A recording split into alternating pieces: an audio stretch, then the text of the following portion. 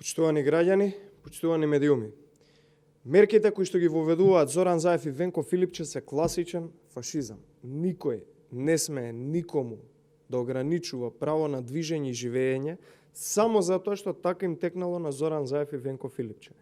Настрана од се, ние повторно апелираме граѓаните да се вакцинираат за да се заштитат себе си од коронавирусот.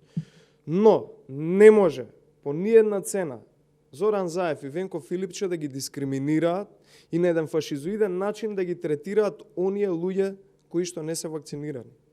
Новите мерки на владата се класично лудило, народски кажано. Само вакцинираните смеат да живеат нормално, а оние кои што прележале коронавирус и имаат доволно антитела или пак оние кои што немаат примено вакцина не смеат да живеат нормално како другите, односно вакцинираните граѓани. Фашистичка влада која што се движи кон нејзиниот крај.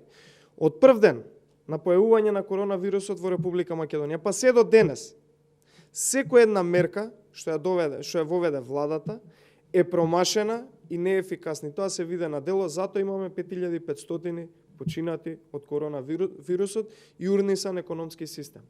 Почитувани граѓани, системот одамна не функционира со оваа влада. Граѓаните одамна се оставени сами на себе, а нефункционални мерки од типот само вакцинираните смеат да живеат, ја води државата кон нова пропаст.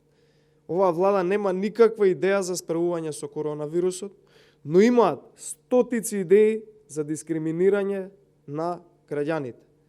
Секој, ама баш секој еден граѓанин во Република Македонија има право на избор.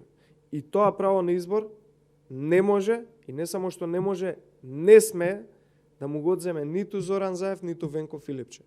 И повторно апелираме, граѓаните, да, треба да се вакцинираат и да се заштитат, бидејќи никој нема да ги заштити друг.